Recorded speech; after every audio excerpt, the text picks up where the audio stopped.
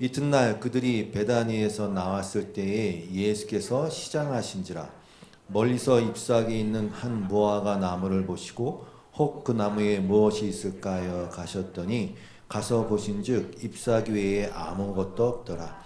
이는 무화과의 때가 아님이라. 예수께서 나무에게 말씀하여 이르시되 이제부터 영원토록 사람이 내게서 열매를 따먹지 못하리라 하시니 제자들이 이를 듣더라. 그들이 예루살렘에 들어가니라. 예수께서 성전에 들어가사 성전 안에서 매매하는 자들을 내쫓으시며 돈 바꾸는 자들의 상과 비둘기 파는 자들의 의자를 둘러부시며 아무나 물건을 가지고 성전 안으로 지나다님을 허락지 아니하시고 이에 가르쳐 이르시되 기록된 바 내 집은 만민이 기도하는 집이라 칭함을 받으리라고 하지 아니하였느냐. 너희는 강도의 소굴을 만들었도다 하시매 대제사장들과 서기관들이 듣고 예수를 어떻게 죽일까 하고 꾀하니 이는 무리가 다 그의 교훈을 놀랍게 여김으로 그를 두려워하밀러라. 그리고 날이 저물매 그들이 성 밖으로 나가더라. 그들이 아침에 지나갈 때에 무화과 나무가 뿌리채 마른 것을 보고 베드로가 생각이 나서 여짜오되 라삐여 보소서 저주하신 무화과 나무가 말랐나이다. 예수께서 그들에게 대답하여 이르시되 하나님을 믿으라. 최종 버전이 이거구나. 제가 오늘 새벽에 보통 마무리를 하는데 최종 버전이 이겁니다. 뒤에 헷갈렸어요. 예, 예. 그 내용은 그 말씀의 그 성전 정화 사건 나누지 않는데 흐름상 제가 넣었고요. 그 다음에 뒤에를 좀 뺐어요. 뒤에.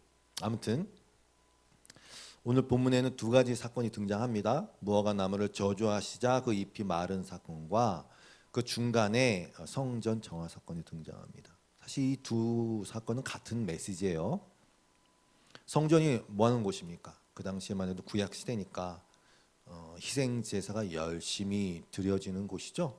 근데 이 말씀 묵상하다 보면 다윗의 그 시편 51편 말씀이 그 다윗의 외침이 다윗의 절규가 또 떠올랐어요. 성전은 희생 제사가 드려지는 곳인데 다윗은 이렇게 고백했단 말이죠. 주께서는 제사를 기뻐하지 아니하시나니 그렇지 아니하면 내가 드렸을 것이라. 주는 번제를 기뻐하지 아니하시나이다. 하나님께서 구하시는 제사는 상한 심령이라. 하나님이여 상하고 통회하는 마음을 주께서 멸시하지 아니하시리이다. 이렇게 했단 말이죠. 사실은 다윗의 이 고백 이게 동떨어진 고백이 아니라 예수님이 성전을 정화하신 사건도 그 본질, 그 성전의 본질을 깨트리고 있고 망가뜨리고 있는, 변질시키고 있는 것 때문에 뒤엎으신 거거든요. 다윗이 이 고백을 한 시점 여러분 잘 아시죠? 다윗 개인의 인생에 있어 최악의 상황입니다. 지금 최악의 상황. 사실 다윗의 인생은요. 저보고 다윗처럼 살을래 그러면 저는 별로 살고 싶지가 않아요. 왜냐하면 어려서부터 집안에서 주목을 받지 못하는 아이였지 않습니까? 사울 왕이 교만해져서 하나님 버리시고 다시 왕을 뽑으실 때 이새의 집에 가보라고 하셔서 그 아들 중에 뽑으려고 했을 때 사무엘의 눈에는 얘가 맞는 것 같고 얘가 맞는 건데 다 아니래요. 이게 다냐 그랬더니 한 놈 더 있어요 하고 저기 들에 나가서 양치고 있던 다윗을 불러왔지 않습니까? 그렇게 좀 약간 뭐라 그럴까 천덕꾸러기 취급을 받았어요. 골리앗을 물리치고 영웅 대접을 받고 또 왕으로 낙점을 받았음에도 불구하고 사울 왕의 끊임없는 집요한 추적과 그 죽음의 위협 앞에 계속 도망다녔어요. 도망다니다 못해 그 이웃 나라인 어떻게 보면 적국인 가드왕 아기스에게 도망갔어요. 거기서 뭐 했습니까?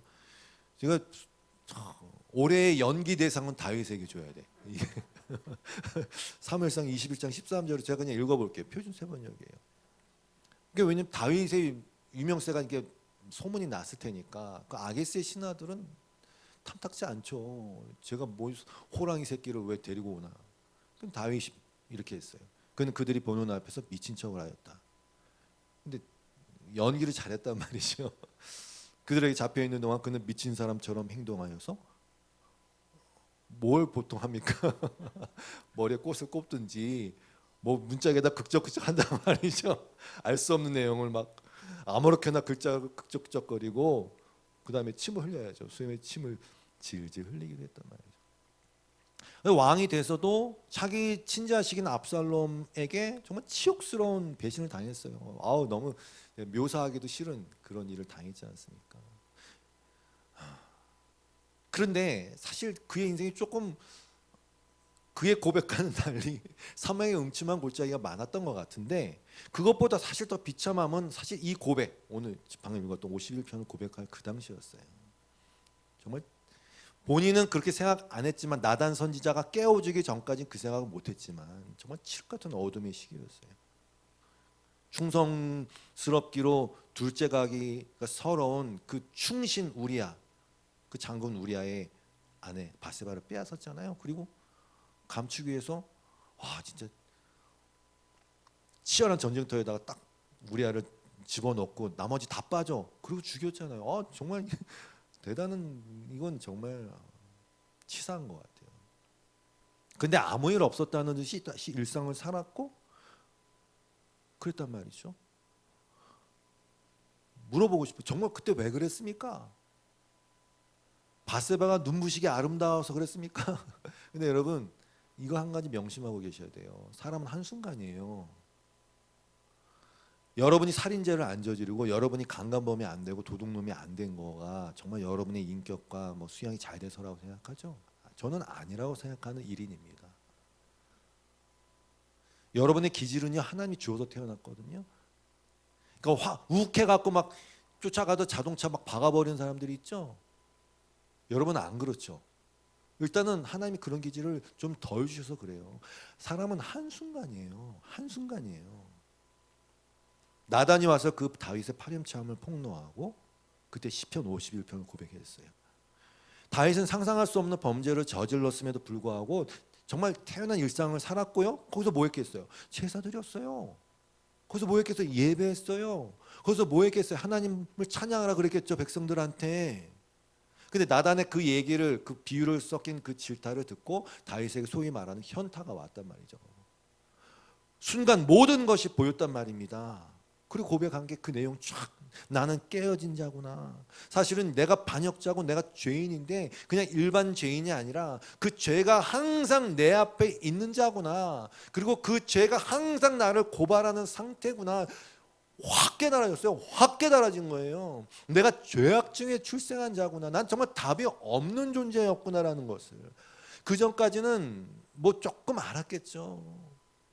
그러나 이렇게 어떤 진짜 커다란 근본적 깨달음은 사실 저는 없었다고 봐요. 이 시점에서. 그러니까 여러분, 문제는 내가 죄인인 게 아니라고 늘 말씀드려요. 문제는 내가 죄인인 게 아니라 내가 어떤 죄인인지 모른다는 게 문제예요. 문제는 하나님을 찾는 데 있는 게 아니라 정말 하나님이 원하시는 것이 뭔지를 모른다는 데 문제. 계속 헛짓거리 하는 그게 문제예요. 여러분, 주님이 제사를 기뻐할 것 같으세요? 생각을 해보세요. 제사가 뭡니까? 그 멀쩡한 동물들 잡아다가, 그것도 아주 정말 흠도 없고 점도 없어요. 아주 멀쩡한 동물 잡아다가 거기 피비린내를 막 풍겨내고 고기 타는 냄새가 풍겨나고 막 그 비명 소리들, 이걸 하나님이 좋아하신다. 왜 좋아하세요 이걸? 안 좋아하세요. 하나님이 이걸 무슨 세디스트입니까? 무슨 안 좋아하신다니까. 이걸 좋아할 이유가 없어요. 여러분 좋습니다. 그걸 드시지도 않잖아요. 우리 잡아서 고기 구워 먹기라도 하지. 좋아하실 이유가 없어요.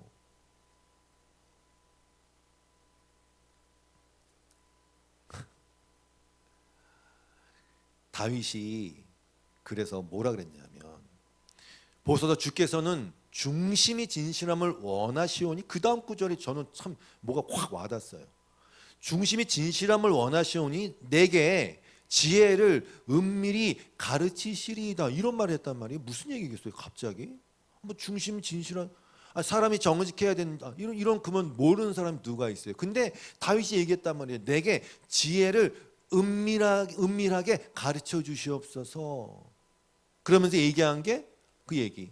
하나님이여, 내 속에 정한 마음을 창조하시고 내 안에 정직한 영을 새롭게 하소서. 하나님께서 구하시는 제사는 상한 심령이라.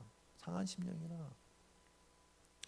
그러니까 성경을 볼 때 잘못된 건 바로 이거예요. 그냥 사람이 정직해야 돼, 이런 금원식의 말씀으로 보는 거죠. 그게 아니라 결국 인간이란 존재는 그게 뭐 잘 살았건 못 살았건 다윗 같건 사무엘 같건 사울 같건 뭐 가룟 유다 같건 누구 같건 간에 상관없어요. 결국 인간이란 존재가 하나님 앞에 깨어진 심령으로 나아갈 수밖에 없는 존재라는 존재적 결론이 내려져 있는 거구나라는 것을 다윗이 고백하는 거예요. 제가 한번 몇 번 예화를 들어드린 게 있잖아요. 그 어느 나라의 그 꽃을 잘 키우기로 유명한 나라의 그 임금 비유 들었잖아요. 그 나라는 임금으로부터 백성들이 꽃 나무 키우는 걸 너무 좋아한단 말이에요. 근데 임금이 나이가 들어갖고 이제 뭐 후계자를 찾아야 돼. 어떻게 했어요? 꽃씨 나눠주고서 이거 제일 잘 피워오는 사람한테 내가 후계자를 넘겨주겠다라고 약속했어요. 기한이 됐어요. 그 사람들이 막 그냥 뭐 화분 하나씩 이따만한 거 들고 오면서 정말 잘 키운 것들을 다 들고 온단 말이죠. 근데 어떤 아이 하나만 거의 울상이 되어갖고 상한 심령으로 왔단 말이에요. 아무것도 없는 빈 화분 들고 왔단 말이에요. 근데 왕이, 임금이 그 아이를 딱 택했어요. 왜? 정한 마음이니까. 아니 씨앗을 다 죽은 씨앗을 줬다니까요. 삶으면은 걔가 생명력을 잃지 않습니까? 근데 임금이 애초에 준 게 빈 그릇이 나올 수밖에 없는 죽은 씨앗을 나눠줬어요. 그러면 갖고 아이들 게 뭐냐? 내 힘으로는 안 되네요. 아무리 해도 안 되네요. 왜 안 될까? 상한 심령으로 나와야 된단 말이죠.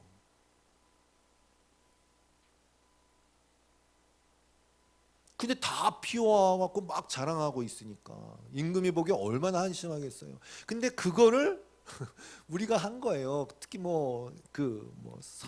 영적 선각자들, 종교에 열심히 있는 자들, 특히 더욱더 빈화분이라니까요. 이 빈화분은 언제까지 빈화분이냐면 바울의 말을 빌려서 갈라디아 3장 22절 이하의 말씀을 빌려서 믿음이 오기 전까지는, 그리스도가 오기 전까지는, 그리스도가 와서 믿음의 고백이 돼서 그리스도가 아니면 아무것도 아니구나라는 그 믿음의 고백이 오기 전까지 하나님이 이렇게 얘기하잖아요. 성경이 모든 것을 죄 아래 가두었으니 이는 예수 그리스도를 믿음으로 말미암는 약속을 믿는 자에게 주려 합니다. 이게 무슨 얘기냐면 쉽게 설명해서 죄 아래 가두었어. 약속을 주고 싶은데 믿음으로 받는 약속을 주고 싶은데 다 어떻게 보면 반쪽짜리 약속만 믿는 거예요. 그걸 받아들이질 못하는 거, 수용하지 못하는 거예요. 23절 믿음이 오기 전에 우리는 율법 아래에 매인바 되고 계시된 믿음의 때까지 갇혔느니라. 그러니까 믿음, 즉 믿음의 주요 온전케 하신 예수 그리스도가 오셔서 또 성령이 오셔서 그것으로 말미암아 내가 완전히 빈 화분이라는 것을 깨달아서 주님의 말씀만 떠나 너희가 나를 떠나서는 아무것도 할 수 없는 거구나라는 존재의 믿음의 고백을 하는 것으로 말미암아서 그 약속이 나 안에 훅 들어와서 하나님의 약속밖에, 그 은혜의 약속밖에는 길이 없구나라는 걸 가는 길을 가야 된단 말이죠. 이게 그러기 전에 죽은 씨를 주신 거란 말이에요. 빈 화분이 될 수밖에 없는 거. 근데 자꾸 우기는 거예요. 빈 화분이 아니라고. 오늘 본문에 등장하는 무화과는 신기하게 첫사람인 아담과 하와의 그 수치의 순간에 등장하지 않습니까? 제가 볼 땐 신기하지만 다 하나님의 뭔가 어떤 계획 안에 다 있는 거겠지만 그때 뭐라 했습니까? 창세기 3장 7절에서 그들의 눈이 밝아져서 자기들이 벗은 줄을 알고 무화과 나무 잎을 엮어서 치마로 삼았더라. 그들이 그날 바람이 불 때 동산에 거니시는 여호와 하나님의 소리를 듣고 아담과 그의 아내가 여호와 하나님의 낯을 피하여 동산 나무 사이에 숨은지라. 죄는요 결국 수치로 경험되고 그들의 벌거벗음을 깨닫게 됩니다. 그런데 그게 무화과 나무 잎으로 가려진답니까? 이게 문제라니까요. 피하면 피해집니까? 하나님 도망가야지, 피해야지. 안 보이는구나. 꿩이 대가리 받고서 나 숨었지 하고 똑같다니까요. 하나님 어딜 피해? 내가 뭐 서쪽 끝에 거하더라 거기도 계신다면서 어딜 피해요? 못 피해요. 근데 그런 걸 하고 있는 거예요. 대가리 받고 안 보이지? 안 보이지? 무화과 안 하면 이게 뭐 지금도 아마존 밀림에 사는 애들 그렇게 살잖아요. 여기 끈 하나 딱 걸치고 다 가렸지? 다 가렸지?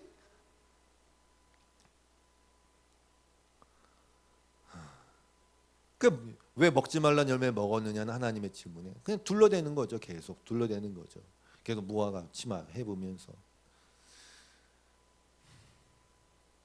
아담은 하와에게 책임 전가하고 지금도 똑같잖아요. 뭐 잘못되면 뭐 저기 그 전 책임이고 뭐 다 책임이래. 똑같아요. 똑같. 인간은 변한 게 없어. 정말 그런 의미에서는 변한 게 없어요. 하나님은 어떻게 했어요? 무화과 잎으로 가리고 있는 그 벌거벗은 임금님들의 실체를 드러내시면서 가죽 옷을 입혔어요. 로마서에 나눴나요? 여자의 후손을 약속하셨죠. 여자의 후손이 뱀의 후손 머리를 깰 것이다. 원시 복음 약속하시고 가죽 옷을 입혀. 가죽 옷은 어떻게 됩니까? 뭐 어떻게 해요? 가죽 구하려면 누군가 죽어야지. 피 흘림이 없으면 삶이 없다. 이미 그냥 처음부터 이거였어요. 뭐 죽어야지 가죽 얻으니까 누가 죽었어? 피 흘렸어? 가죽 옷 입히시고. 즉 이 죄인들을 위해서 죽을 거야. 죽을 거야. 그러니까 그 가죽 옷은 진실을 보여주는 거죠. 십자가는 진실을 보여주는 거예요. 실상을 보여주는 거예요. 그게 진리예요. 그것이 온갖 화려한 치장과 향수 냄새로 처발라서 가리고자 하는 그 더러운 민낯을 그래서 발가벗고 매달리신 거예요. 그래서 그 사형제도가 그냥 우연히 생겨났다고 생각하세요? 저는 그렇지 않아요. 하나님은 다 설명해 주시는 거예요. 다 설명해 주시는 거예요. 수치, 죄의 결과인 수치. 그 수치를 온전히 당하시게 하기 위해서 십자가형을 만들 때 인간끼리 생각했겠지만 야, 다 벗겨서 매달아. 꼼짝도 못하게 가리지도 못하게 팔도 못 박고 다리도 못 박아버려. 다 드러내게. 네. 그렇게 하신 거예요. 보세요. 뭐 CSI 뭐 이런 거 보면요. 살인 현장에는 늘 악취가 품어져 나와요. 사람의 시체 썩는 냄새 정말 지독하다고 그럽니다. 저는 못 맡아봐서요. 사실 죄송하지만 그냥 그런 생각했어요. 이상하다. 왜 아침부터 왜 배설물은 꼭 그렇게 악취가 나야 되지? 아니 만들 때 향기로운 냄새가 나면서 얼마나 좋아요. 처리하기도 쉽고. 근데 왜 배설물을 악취가 나게 만들지? 왜 사체 썩는 냄새는 그렇게 고약해야만 하는 거지? 향기를 내면서 싹 사라지면 안 되는 것일까? 여러분 사람이 죽은 후와 죽기 전의 차이점이 뭐가 있습니까? 네? 제가 방금 살아있죠? 방금 죽었어. 그럼 나에게 무슨 차이가 있습니까? 내 모양이 변했습니까? 뭐 내 재산이 갑자기 죽을 순간 싹 없어졌습니까? 뭐가 변했습니까? 죽기 직전과 죽은 후에 내 주변 상황이 변했습니까? 똑같죠. 세상은 똑같이 돌아갑니다. 그럼 뭐가 변했습니까? 이거밖에 없어요. 생명이 없어졌을 뿐이에요. 생명이 없을 뿐이에요. 이상하지 않습니까? 왜 썩은 내가 나지? 생명이 없을 뿐이에요. 생명이 없을 뿐이에요. 생명이 없어졌다는 그 차이점 때문에 모든 것은 썩어지고 악취가 나고 진동하는 것일 뿐입니다. 그래서 이 생명은 예수 그리스도예요. 하나님의 은혜만이 우리의 생명 유지 장치란 말입니다. 그 차이밖에 없어요.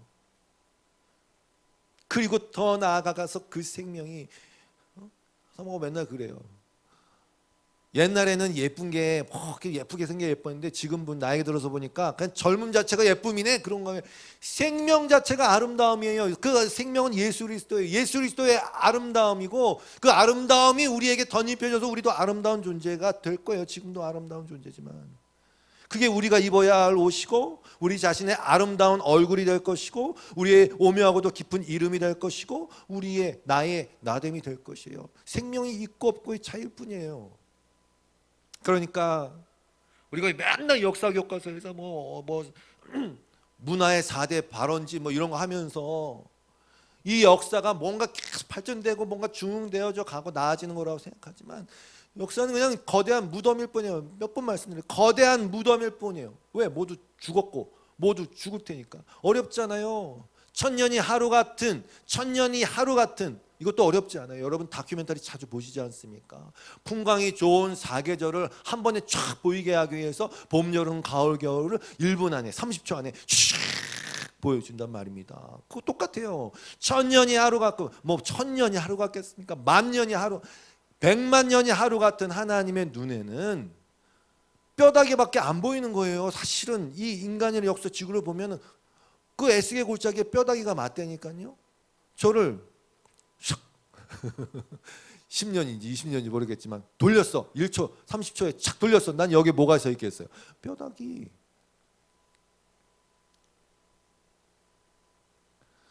역사는 그냥 죽음, 그냥 무덤이에요. 무덤이에요. 생명이 없는 역사는, 예수가 없는 역사는 그렇단 말입니다.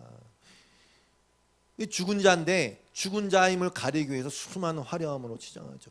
그러면 그게 생명이 되나요? 뭐 신체에다가 화장한다고 살아나는 거 아니고, 무덤이 무덤 아니라고 막 거기다 페인트, 심지어 무덤 아님이라고 글자를 썼는데 무덤 아님, 그럼 뭐예요? 악취가 날 텐데 안에 시체가 들었는데 무슨 무덤 아님이에요.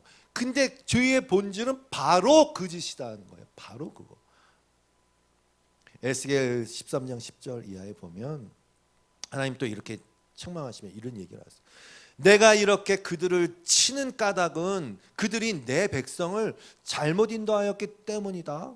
무엇 하나 잘 되는 것이 없는데도 잘 되어간다, 잘 되어간다, 잘 되어간다 하여 백성을 속였기 때문이다.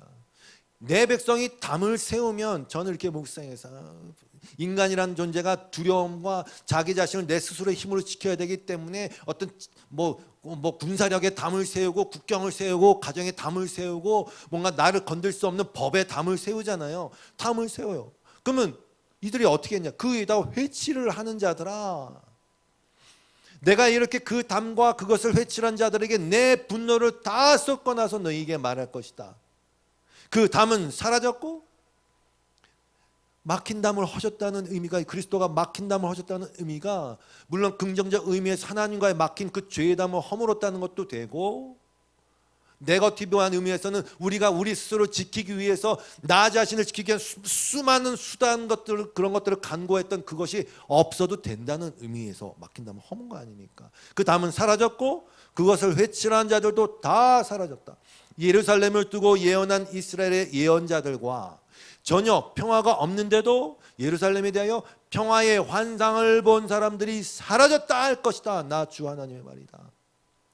나아진 게 없는데 계속 나아졌다.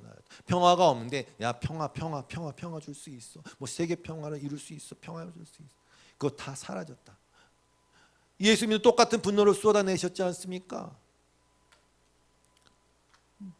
마태복음 23장 27절만 봐도 이 위선자들아, 율법학자, 바리새인들아, 너에게 화가 있다. 너희는 회칠한 무덤과 같기 때문이다. 그것은 겉으로는 아름답게 보이지만 그 안에는 죽은 사람의 뼈, 온갖 더러운 것이 가득하다. 자꾸 그냥 회칠하면서 평화야, 잘하고 있어. 너는 하나님의 칭찬을 받을 거야. 잘하고 있어.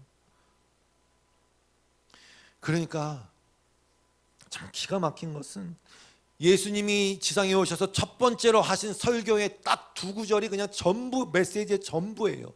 이 땅의 인간들이 겪고 반드시 은밀한 지혜로서 주신 지혜로서 알아먹어야 할 딱 그냥 두 가지를 먼저 그냥 딱 선포하신 거예요. 말씀으로. 뭐 심령이 가난한 자가 복이 있다. 애통하는 자가 복이 있다. 평안하다. 그게 복이 있다. 그런 가짜 평안과 가짜 복을 나대고 설쳐대는 세상에 주님이 진짜 복을 선포하시는데, 지금 복이 있는 자는 그건 다름 아닌 다윗의 고백과 같이 깨진 심령과 당연히 그것으로 오는 애통함이에요. 그러니까 이 예수 그리스도의 이 복의 선포는 세상의 거짓 복과 위선적 평화에 대한 꾸짖음이 들어있는 거예요. 이것들이 말도 안 되는 소리 하고 있어. 너희들이 말하는 게 그 복이 아니야. 진짜 복은 심령이 깨어진 자들에게 있는 거고, 그로 말미암아 애통하는 자들에게 있는 거예요. 그 여러분들 이 복을 받고 싶죠? 고생할 준비하세요. 뭐 제가 인생 얼마 안 살았지만 경험해 보니까 그렇더라고요. 이게 간사함이자 우리의 약함인데, 몸이 편하면 우리의 영혼은 저 지옥 근처에서 왔다 갔다 하고 있더라고요. 그냥 뭐 지옥에 간다는 뜻이 아니라, 몸이 편하고 돈이 많고 뭔가가 잘 풀려지면 뭐 애통할 게 뭐가 있습니까? 우리 심령이 뭐 깨어질 게 뭐가 있어요? 그냥 부자의 고백처럼, 야 내 심령아 이제 평안할지어다, 야 이제 든든하구만, 오 평안하다, 이러고 있을 게 뻔하단 말이죠. 그래서 아니라고요? 그분은 주님이 아닐까. 그래서 성도의 인생에 빛나는 사이클이 있어요. 이거 로마서 5장 3절, 환난 중에 즐거워하나니, 이거 사이클. 환난은 인내를 낳고, 인내는 연단을 낳고. 이게 연단이요, 캐릭터예요. 캐릭터. 그냥 연단한다 그게 아니라 단련된 인격이라는 뜻입니다.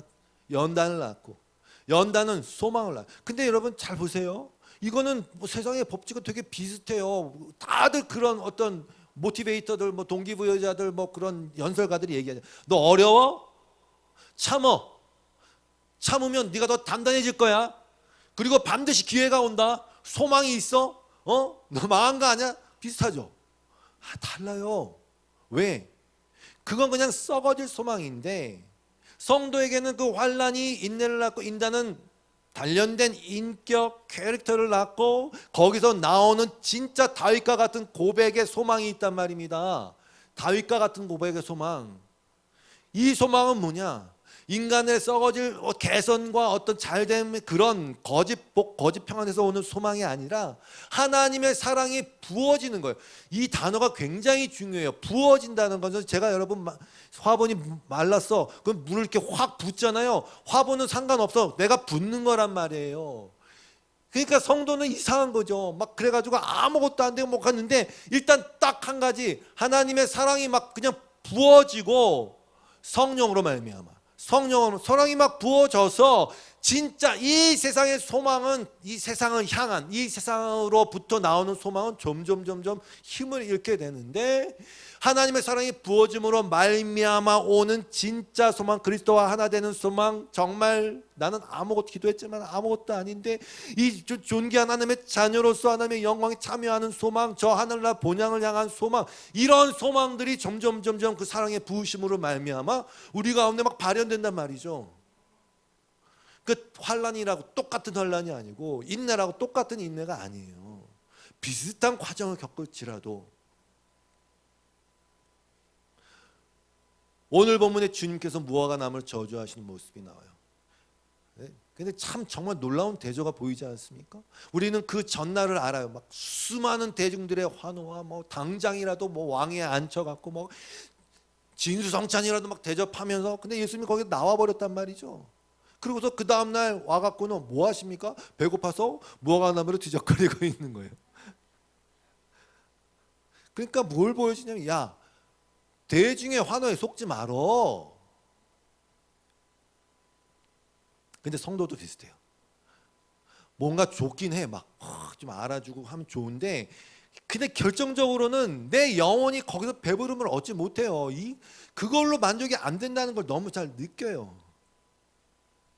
뭔가 굉장히 대단하고 화려한 상차림인데 먹을 게 없다. 왜? 그건 하늘의 빵들이 아니니까. 가짜 플라스틱 모조 음식들. 사탄이 세상의 영광을 보여주면서 꼬셔도 뭐 넘어가는 것 같다가도, 궁극적으로 하나님의 사랑의 부으심이 오면서, 믿음이 오면서, 성령의 깨달음이 오면서, 그 결국은 내 안에, 내 속사람이 거기에 대해서 뭐 만족을 못하고 계속 목마른데 뭘 어떻게 하겠습니까? 야 아닌 것 같아. 그리고 그냥 진실을 찾아가는 거예요. 성도는.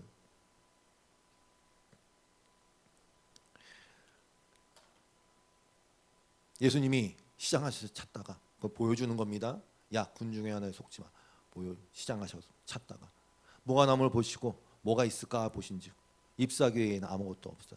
근데 여기 중요한 게 다 뭐 좀 약간 생각이 필요한 묘사가 나와요. 이는 무화과의 때가 아닙니다. 이게 왜냐하면 뭐뭐 때문이다라는 건데, 이는 무화과 때가 아닙니다. 그럼 열매가 없어. 사과나무가 열리지 않을 때 사과가 안 열린 게 뭔 잘못? 무화과의 때가 아니라면서 무화과가 열매가 없는 게 뭔 잘못? 이렇게 되는 거 아닙니까? 근데 두 가지예요. 하나는 이 무화과가 8월에서 10일 날 10월에 본격적인 수확이 일어난 거 맞아요. 그러나 이른 무화과 열매는 또 있어요. 4월에 이른 무화과 열매가 있어요. 그러니까 열매를 딸 수 있는 거예요. 그럼에도 불구하고 아무것도 없었다는 것이고, 두 번째 더 중요한 의미가 있습니다. 마가가 마가복음에서 이런 어떤 문장적 구조를 갖고 어떤 영적 의미를 툭툭 던질 때가 있어요. 그러니까 왜냐하면 이는 무화과 때가 아님이라는 것은 단순히 무화과 열매가 없다는 것뿐만 아니라 이 상황, 이런 상황이 성경이 말한 뭔가를 지금 드러내고 있다라는 것을 지금 툭 던지고 있다라는 뜻입니다. 그게 어디냐면 미가서 7장 1절 이하의 말씀이에요. 재앙이로다 나여 나는 여름 과일을 딴 후와 포도를 거둔 후 같아서. 그럼 없잖아요. 아무것도. 먹을 포도송이가 없으며 내 마음에 사모하는 처음 익은 무화과가 없도다 그랬어요. 근데 이게 무슨 내용이냐? 2절에 설명이 나와 있어요. 경건한 자가 세상에서 끊어졌고 누구? 정직한 자가 사람들 가운데 없도다. 이걸 어떻게 표현했다고요? 무화과가 없네. 무화과가 없네. 누가가 없다고요? 정직한 자가 없네. 경건한 자가 세상에서 끊어졌네. 이걸 이렇게 표현했단 말이에요. 지금 그 말씀을 표현하시고 이루신 거예요. 에레미야서 8장 11절의 말씀도 마찬가지. 그들이 딸 내 백성의 상처를 가볍게 여기면서 말하기를, 아까 읽었던 말씀과 일맥상통하죠. 상처가 심각한데 야 평강하다 평강하다 평강하다 하나 평강이 없도다. 그들이 가증한 일을 행할 때에 부끄러워하였느냐? 아니라 조금도 부끄러워하지 않을 뿐만 아니라 얼굴도 붉어지지 아니하였느니라. 그러므로 그들이 엎드러질 자와 함께 엎드러질 것이다. 내가 그들을 벌할 때에 그들이 거꾸러지리라. 여호와의 말씀이니라. 13절 여호와의 말씀이니라. 내가 그들을 진멸하리니. 뭐 어떻게 되나? 포도나무에 포도가 없을 것이며 무화과 나무에 무화과가 없을 것이며 그 잎사귀가 마를 것이다. 이게 지금 어떤 상황에서 하나님이 이런 말씀하신 거예요? 자꾸 평강이 아닌데 평강이 있다고 얘기하는 거 똑같은 얘기예요. 자꾸 무덤인데 무덤 아니라고 얘기하는 거. 무화과가 없고 그 잎이 마를 거다. 지금 그거를 예수님이 뒤적뒤적 하면서 그걸 보여주시는 겁니다. 이 무화과를 통해서 말씀하시는 거예요. 이스라엘로 대표되고 있는 그 인간들의 위선과 열매 없는 삶에 대한 책망이에요.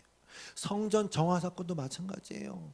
얼마나 막 그때가 6월절이니까요. 뭐 정말 큰 명절이에요. 막 시끌벅적합니다. 뭐 다음 주에 나누겠지만 화려합니다. 분주합니다. 열심히 있습니다. 근데 가서 뭐 하셨어요? 엎어버리셨어요. 마가복음 13장 1절에 예수께서 성전을 떠나실 때에 제자들 가운데 한 사람이 예수께 말하였다. 선생님 보십시오. 얼마나 굉장한 돌입니까? 얼마나 굉장한 건물들입니까? 예수께서 그에게 말씀하셨다. 너는 이 큰 건물들을 보고 있냐? 여기에 돌 하나도 돌 위에 남지 않고 다 무너질 것이다. 네, 이거예요. 똑같은 얘기예요. 똑같은 얘기. 헐려야 할 성전이었는데 그 건물 껍데기에 막 환호화가 있는 것. 그럼 어디서부터 이게 잘못된 걸까? 저는 아까 그래서 그 다윗의 고백이 탁 뼈를 때리는 거예요. 은밀하게 그 지혜를 알려주신다는 거. 은밀하게 그 지혜를 가르쳐 주기를 저도 소망합니다. 그러니까 다 속는데 그때 비로소 그 은밀한 그 지혜를 알게 하신 거예요. 마무리는 조나단 에드워즈의 글을 인용하면서 마무리할 거예요. 이 교묘한 위선의 신앙이 도대체 무슨 차이가 있고 어디서부터 올라오는 것인가? 글을 그대로 읽을게요. 읽으면서 조금 설명할게요. 여러분 귀를 바짝 세우고 들으세요.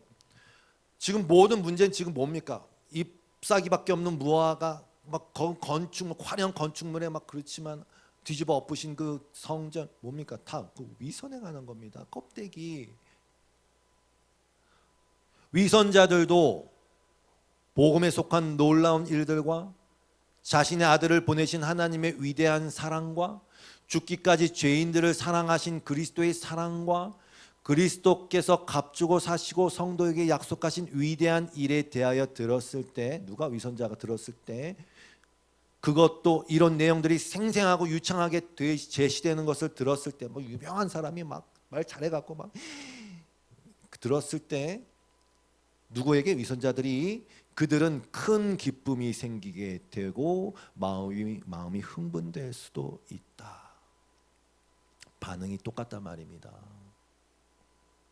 하지만 그들의 기쁨을 검토해 보면 이 모든 것, 아까 뭐 아들을 보내시고 죄인을 사랑하시고 뭐 약속한 위대한 일, 이 모든 것들이 자신들의 것이 되었으며 이 모든 것이 자신들을 높여주고 자신들을 다른 사람들과 크게 구별하시는 그리스도의 큰 사랑에 대해 듣는 것을 좋아한다는 것 말고는 다른 기초가 없음이 드러난다.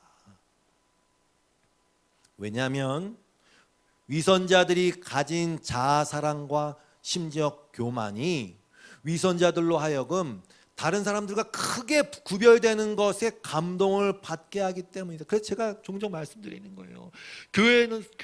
교회가 해야 할 일은요, 먼저는 그거예요. 물론 사랑해야 되는데 먼저는 뭐냐면 쫙 차려놓고 초청해갖고 당신은 정말 존귀한 자입니다. 하나님이 당신이 실수해갖고 죄져갖고 지옥 갈 뻔했는데 당신을 위해서 하나님의 아들까지 주셨으니 당신은 얼마나 존귀한 자입니까? 하나님은 다 보내는 것도 아니래요. 당신은 그렇게 생각하고 됐답니다. 당신은 얼마나 좋아요. 야 그래, 야 진짜 나는 진짜 다르구나. 하나님조차도 나의 이 자아사랑을 위해서 흡족시키고 만족시켜주고 충족시키기 위해서 존재하는 자로 전락해버리는. 근데 이걸 몰라요. 무조건 사람 많이 와갖고 인기 끌려고 하고 기독교가 정말 좋은 종교다, 그거 설득하려고 하는 수많은 행위들이 사실은 깨어져야 할 그 자아사랑을 더 북돋아주면서 더 견고하게 해주면서 그들이 진짜 그리스도를 만나야 되는데 그리스도를 만나게 하는 길을 다 막아버리는 일을 교회가 할 수도 있다. 교회가 한다는 게 아니라 할 수도 있다. 지금 그거 얘기하는 거예요.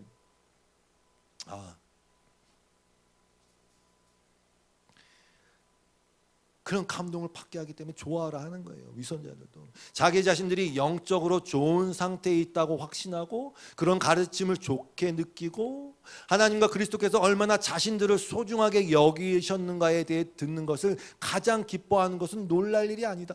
맞죠. 하나님마저도 나 때문에 껌뻑 죽었다는데 누가 싫어합니까 이거를. 근데 그걸 복음이라고 하면 어떡합니까? 따라서 그들의 기쁨은 자기 자신에 대한 기쁨이지 하나님에 대한 기쁨은 아니다. 위선자들의 기쁨은 자기 자신들에 대한 기쁨이기 때문에 자신들의 시선을 기쁘고 감격스럽게 자신들에게만 고정시킨다는 말이죠. 변화된 게 없다는 뜻입니다. 옛날에도 나만 보였는데 하나님도 날 보고 있으니 나는 계속 나만 봐야 되겠네? 그냥 그 상태로 가는 거예요. 소위 영적인 발견이나 체험을 한 후에 그들의 마음은 교만해지고 자신들의 체험을 찬양하게 된다. 그것들은 하나님의 영광이나 그리스도의 아름다우심이 아니라 자신들의 체험의 아름다움이다. 이것은 얼마나 좋은 체험인지 라고 그들은 스스로 계속 생각한다. 이것은 얼마나 위대한 현현인지, 내가 경험한 것은 얼마나 놀라운 일인지. 그래서 그들은 자신들의 체험을 그리스도와 그리스도의 아름다움과 온전하심의 자리에 놓는다. 그리고 그리스도 예수를 즐거워하는 대신에 그들의 찬탄할 만한 체험을 즐거워한다. 이게 뭐 다 헷갈리는 거야. 이것 때문에. 중약하고 위선자들의 사랑과 기쁨이 모두 자아사랑이라는 원천에서 나오듯이 그들이 느끼는 죄에 대한 슬픔, 겸비와 복종, 신앙적 갈망과 열심 같은 다른 감정들도 놀랍게도 자아사랑에서 나온다. 야, 무슨 죄에 대한 슬픔이 자아사랑에서 나온다고? 당연하죠. 내가 이렇게 존귀한 난데 나에게 요만한 흠이 발견됐네. 아우, 안타깝다, 안타깝다. 뭐 이런 거지 않습니까? 위선자들은 자신들을 너무나 소중히 여기고 크게 높이심으로 자신들의 욕망과 자아사랑을 크게 만족시키는 하나님을 위해서 모든 것을 바친다. 바칠 수 있다니까요. 정말로 몸을 불사르게 내어줄 수 있어요. 사도 바울의 얘기처럼. 그 하나님을 위해서. 근데 그 하나님 뭐하는 하나님? 나의 자아사랑을 딱 든든히 받쳐주고 이것을 증명해주는 그 하나님이니까 난 여기다가 올인하지, 당연하지. 그렇게 함으로 말미암아 내가 내 자아사랑이 더 든든해지는데, 내가 더 높아지는데, 그걸 왜 안 해요? 돈에다가도 하고 명예에다가도 하고 하는데 하나님께 못할 이유가 없어요. 자신들이 이미 하늘에 속한 높은 은혜를 받았고 하나님께서는 죄 가운데 있는 자신들을 보호하시고 총애하신다고 생각하는 부패한 본성을 가진 사람들이 자신들에게 아주 잘 어울리는 이런 상상적인 신을 사랑하고 그 신을 높이고 그 신에게 순종하고 그 신을 향해 강한 열심을 품는 것은 쉽다. 많은 위선자들은 자신들이 탁월한 성도라는 가정 위에서 고조된 감정을 체험한다. 제가 이 조나단 에드워즈를 이상한 조나단 에드워즈는 어디 딱 갔더니 사방이 고요해지면서 그의 영성 앞에 뭐가 잠잠해지더라. 이런 어떤 자꾸 그런 것들을 강조하는데, 여러분 조나단 에드워즈가 어떻게 됐는지 아세요? 나중에 교회에서 쫓겨났어요. 조나단 에드워즈가 쫓겨났다니까요. 이유도 그 성찬에 누가 참여할 것인가에 대해서. 조나단 에드워즈는 유아세를 받았다 치더라도 믿음의 진짜 고백이 있는 사람만 참여해라. 근데 교회 어른들은 자기 자식들이 성찬에 참여하기를 원하잖아요. 유아세를 받아, 더구나 유아세를 받아. 이거 부딪힌 거야. 쫓아냈어요. 만물이 고요해지 이런 게 아니라니까요. 자꾸 거기 하지 마세요. 현실은 그런 게 아니에요. 우리의 믿음은 그런 게 아니에요. 이 세상은 그런 게 아니에요. 결국은 그들이 어떤 핑계를 대면 쫓아냈냐? 이 목사는 너무 공부를 열심히 하고 신방을 적게 한다. 안 되겠다. 이러고 쫓겨냈단 말입니다. 그 후에 인디안 선교사가 되었어요.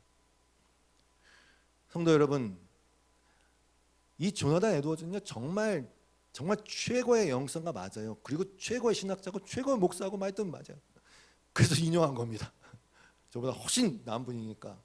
그래도 더 정확하게 얘기했을 거 아닙니까? 근데 여러분, 문제는 이거예요. 정말 조나단 에드워즈가 말한 이 모든 것이 너무 흡사하고 열심하고 봉사하고 섬기고 다 흡사하고, 그런데 이러한 자각을 인간 스스로가 할 수 있을까? 저의 질문이 거기에 꽂힌 거죠. 이걸 정말 이 99% 자신이 보기에 풍성한 신앙인이라고 생각할 수 99.9999%인데 여기서 다윗과 같은 그 고백을 해낼 수 있는가? 입만 무성한데 정말 스스로에 대해서 그렇게 생각할 수 있을까? 아니, 없는 것 같아요. 그래서 결국 그냥 은혜로 기결돼요. 하나님이 은혜 주시고 성령이 아까 얘기했던 그 비밀스러운 지혜를 주셔서 깨닫지 아니하면 다 착각할 거예요. 다 그 잎을 열매라고 다 착각할 거예요. 결론을 말씀드리면 이렇습니다. 열매는 무슨 나무에 달린 열매밖에 없냐면 십자가라는 나무에 달린 열매밖에 없어요. 어느 누구도 그 모든 것의 근원이 된 자아사랑에서 자유로울 수 있는 사람은 없어요. 여러분, 고쳐서 쓰는 거 아닙니다. 고쳐서 쓰는 게 어른들 말을 그러면 맞아요. 고쳐서 쓰는 게 아니에요. 그러면 어떻게 되냐? 죽여야죠.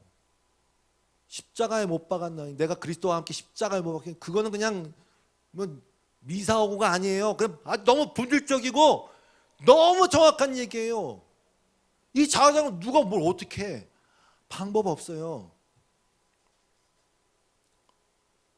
자해 죽음을 선포하고 십자가에 달리는 거예요. 세리 기도가 그래서 100% 맞는 거예요. 많은 기도를 두고 세리 기도, 왜 그걸 한 예수님이 그걸 그냥 끄집어내가, 야, 세리가 이렇게 기도했다, 나는 죄인으로서. 없어요 다른 게. 그렇게 자기 죽음, 자기를 부인하는 걸로 열매를 맺는 거예요. 그 성령의 열매는 잘 알죠? 성령의 열매는 사랑과 희락과 화평과 오래 참음과 자비와 양성과 충성과 온유와 절제니 이 같은 것을 금지할 법이 없느니라. 근데 그 다음 구절도 중요해요.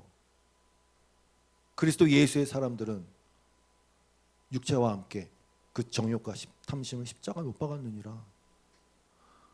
성령의 열매는 그 나무에서 열린다니까요. 그 십자가에서 열리는 거예요. 여기 정욕과 탐심은 영어로는 passion and desire. 세상에 패션이 없고 desire가 없는 사람이 어디 있어요? 이 육체 가운데에서 방법 없어요.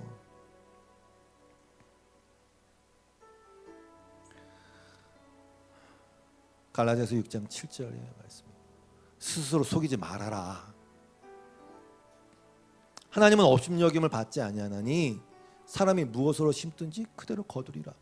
근데 자기의 육체를 위하여, 이게 뭐 육체를 위하여 심다고 하니까 무슨 뭐 세상을 뭐 좋아하고 세상을 아니라니까요. 교회에 뭐 신앙생활 하면서도 충분히 자기의 육체를 위해서 심을 수 있어요. 그러면 당연히 썩어질 것을 거두는 것이고, 성령을 위하여 성령 안에서 심는 자는 성령으로 영생을 거두리라. 길어졌네요. 마치겠습니다. 그래서 조나단 에드워즈의 말로 또 마칠게요. 이렇게 얘기했어요.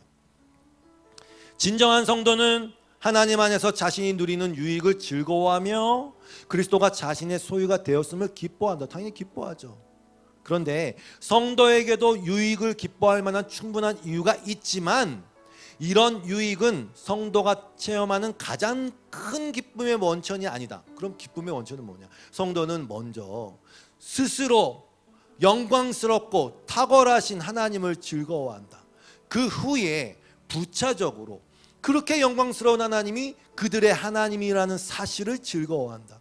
먼저 성도는 그리스도와 그 은총의 탁월함, 그리고 그리스도를 통한 아름다운 구원의 길을 볼 때 그 마음이 달콤함으로 가득 차게 되며, 그 이후에 그렇게 탁월한 구세주와 그렇게 탁월한 은혜가 자신의 것이 되었다는 사실을 기뻐한다. 따라서 참된 성도에게는 상부 구조에 해당하는 것이 위선자에게는 하부 구조, 기초가 되는 것이다. 그래서 이렇게 결론을 이렇게 칠게요. 좀 위험한 말일 수도 있어요. 여러분,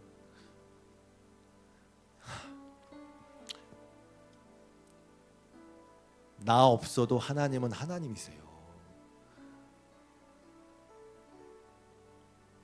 나 때문에 하나님이 하나님 되는 게 아니라 그냥 여러분이 없어도, 내가 없어도 하나님은 하나님이세요.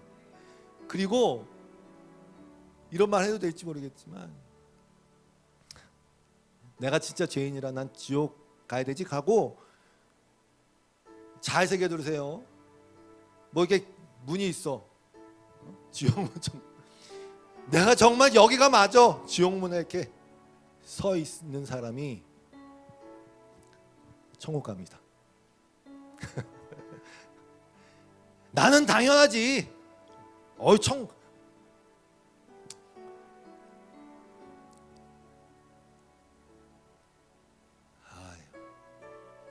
어렵다.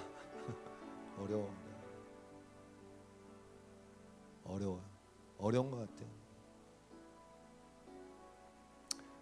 아무튼 그래서 이 찬양을 하고 마치겠습니다. 나의 예수, 나의 예수, 온 맘 다해 사랑해요.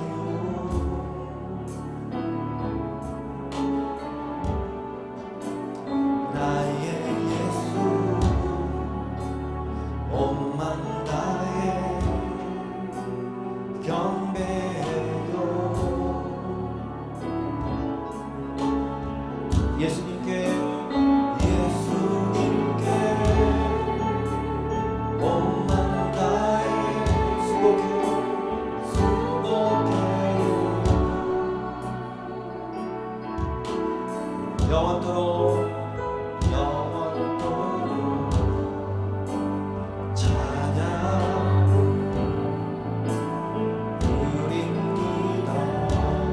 당신은 순결하고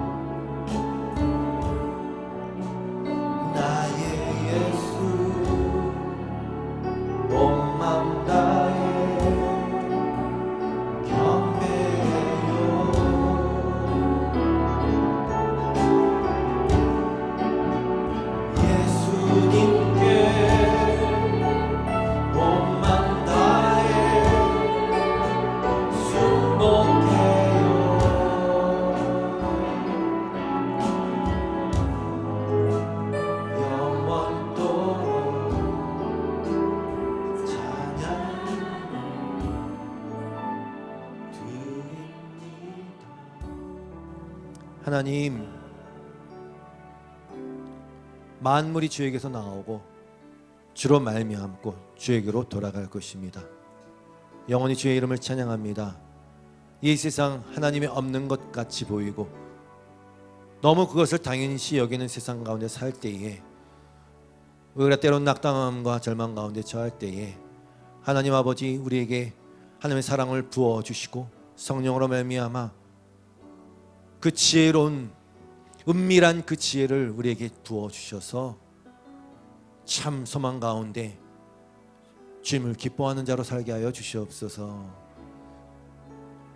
예수님의 이름으로 기도드리오며 주 앞에 드린 모든 예물과 고백과 간구 위에 응답하셔서 살아계신 하나님, 우리를 인도하고 계신 참 목자, 우리의 아버지이심을 고백하는 놀라운 역사들이 날마다 있게 하여 주시옵소서. 예수님의 이름으로 기도드리옵고 이제는 우리 주 예수 그리스도의 놀라우신 은혜와 하나님 아버지의 극진하신 사랑하심과 성령님의 깨닫게 하시고 교통하심이